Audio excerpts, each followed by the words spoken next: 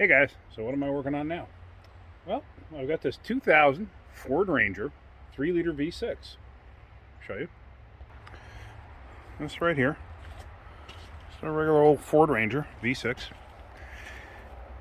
Now the story that I got on this thing was that it had a misfire. So the customer went ahead, changed the spark plugs and the wires. Okay. Still had a misfire. Put a coil on it. Still had a misfire. Somehow or another that led to, let's put a motor in it.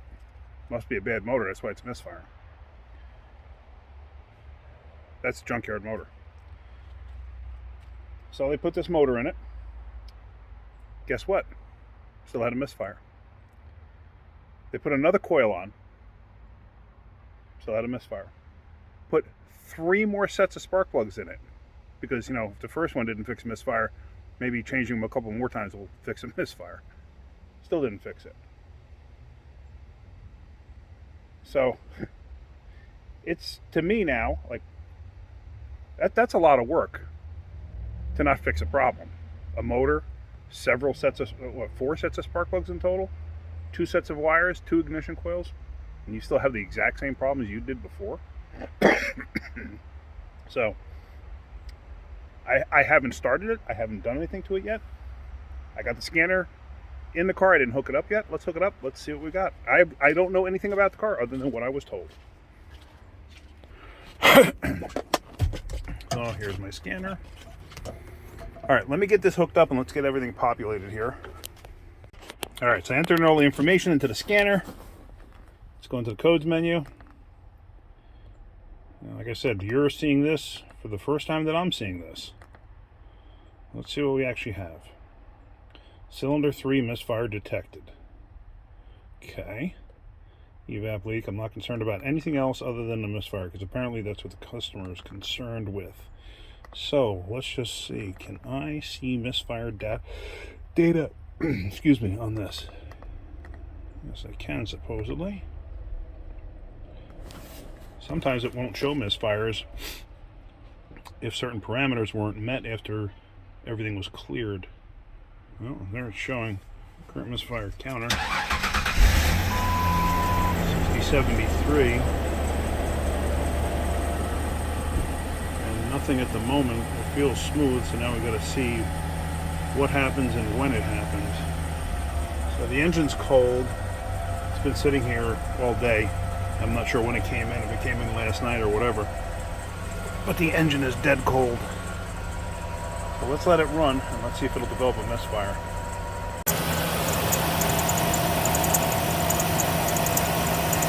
Well, it's warming up. It don't sound bad. Let's take it for a ride and see what it does. See if I can't make it have a misfire. Obviously, it's showing a misfire on 3. So something's got to be going on. I'm not quite sure what. All right, let's go for a ride. One thing I am noticing, though, is I don't see a check engine light. Does it even work? Yep, there it is, check engine. All right, let's go see what she does. Made it all the way down to the church. It feels fine. The misfire counter didn't change. So what exactly is going on? I don't know. I'm going to head back to the shop. Back to the shop? That didn't come out right. I'm going to head back to the shop and give the customer a call, see if they can't give me a better explanation as to what's going on, because it seems to be running okay. So I'm not quite sure what's going on here. All right, let's find out. All right, interesting. I am at the church here. I just shut it down. I cleared the codes, restarted it. Now the misfire counts, everything's at 0. However, I can feel a misfire. Can you hear it? Listen careful.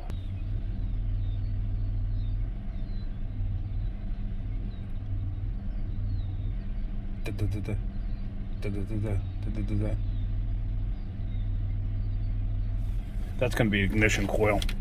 So now I don't believe what the customer was telling me.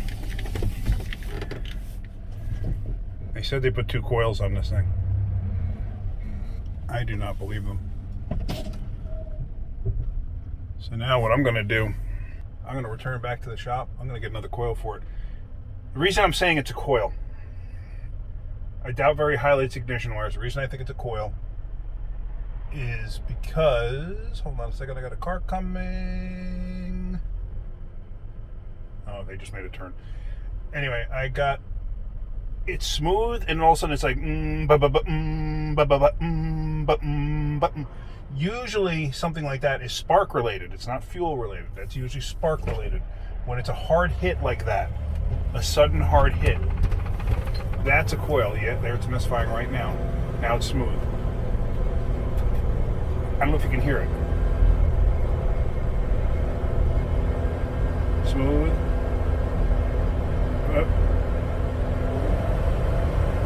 And now it's going. I'm absolutely willing to bet it's a bad coil. It could be a wire, it could be a bad plug, but judging by the fact that it looks like they put plugs and wires and coil, I mean, I'm going to say it's a bad coil. Why? I got a funny feeling there's two different issues. I don't think I'm getting the full correct story on this. I'm sorry about it going dark like that. But yeah, let me get this thing back to the shop. Oh boy, misfiring like crazy now. And it is counting up. You see that? But yeah, the whole truck is shaking. It's, you know, it's smooth, and then all of a sudden it'll go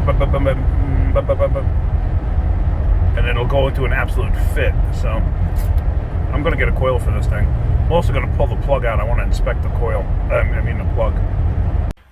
Now back at the shop and under the hood, what I'm going to do is, first off, I don't like zip ties holding ignition wires together. It's too much of a chance of them arcing between each other. So I'm going to cut this off of there. If you're going to use zip ties, do it the right way. There is a procedure to do this. I won't show you on this video, but I'll make another video at some point on how to do it the right way.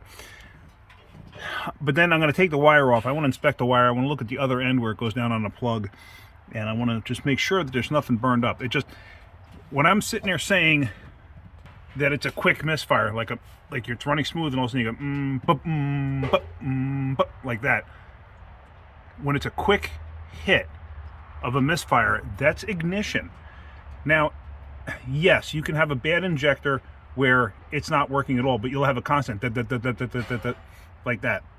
But if you have like a slow, like that, like just a soft misfire, usually that's fuel related. Usually. And anytime I've tried to diagnose something like this, where it's, you know, that hard it's always ignition, every single time. So let me cut that zip tie off. Let me pull that wire off, and let's see what we got. So here's the plug I just took out, and obviously you can see it's brand new.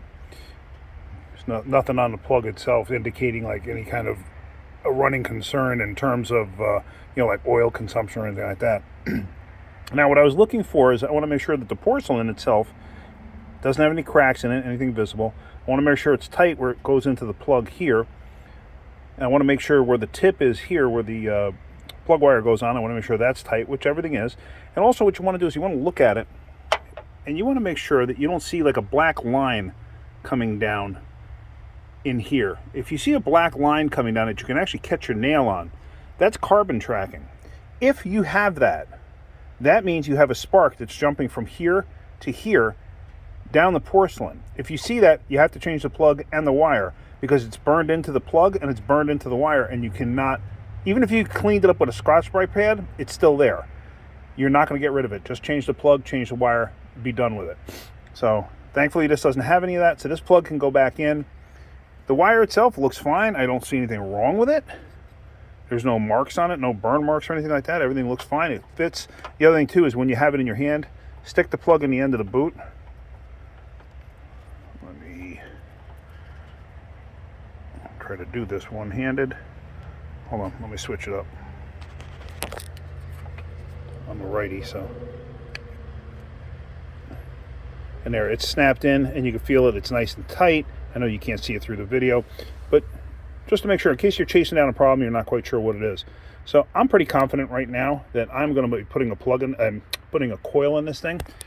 Now, he had said he put a coil in it, I see a lot of dirt on it, but that doesn't mean nothing. And I don't know how long ago he put the motor in. So, and I could see this motor's definitely been out. There's witness marks everywhere that this thing was tampered with, worked on, whatever you want to say. So let me get this plug wire in, let me get this plug in, and let's change that coil. I pop the wires off, no big deal. Take the connector off, no big deal. Now, okay, notice something? See that orange? That's the seal for this connector here. Make sure you transfer it over. Anytime you take a connector off and the seal gets stuck to whatever you're changing, make sure you switch it over, because now water can get in there, you know, moisture, whatever. So make sure you take that out. That should come out with a small pick, small screwdriver. I'll worry about that once I get everything apart.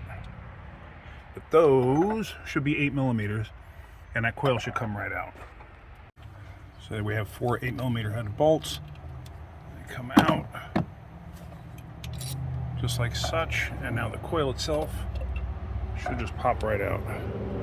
Now, I don't know if I see any witness marks.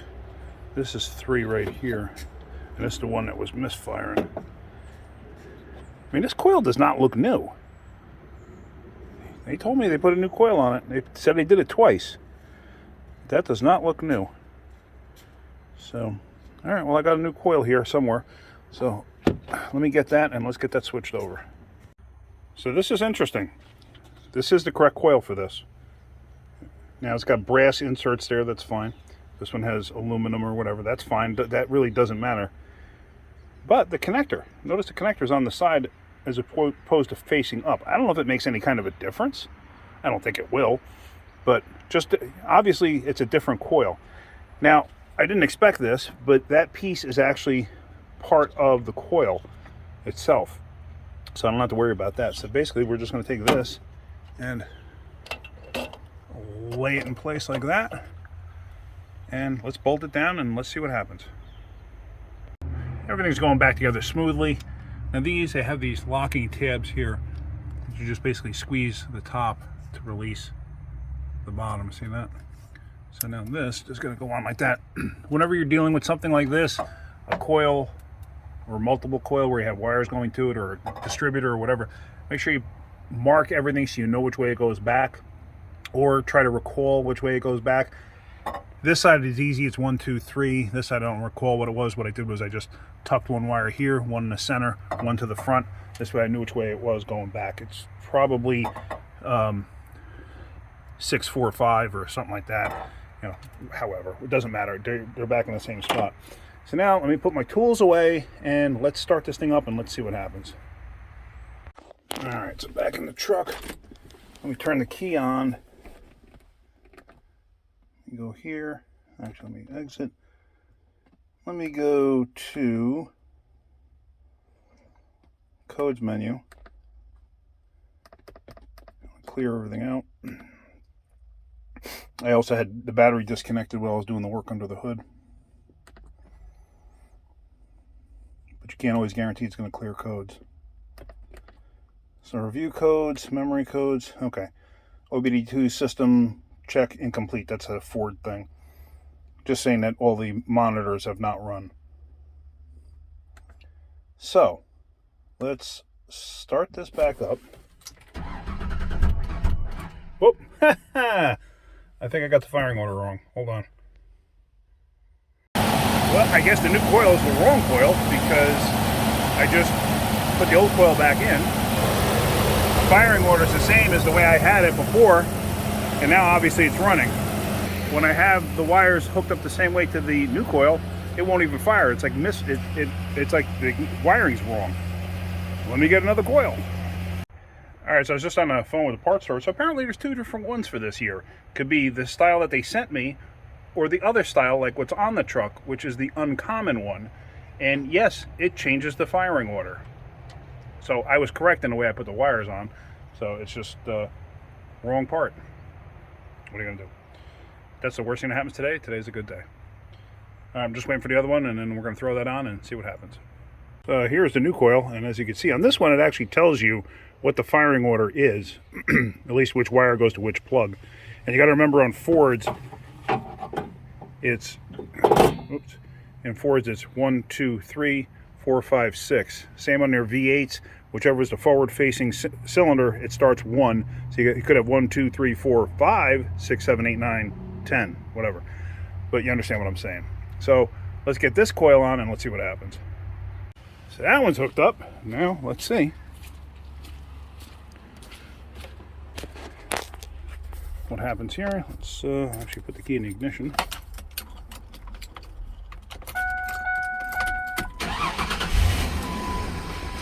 All right. Starts much better when the firing order is correct. I wonder what the firing order actually was in that coil. Had I known what the firing order was in that coil, I could have probably used it. It probably just changed up how it comes out of the coil pack itself.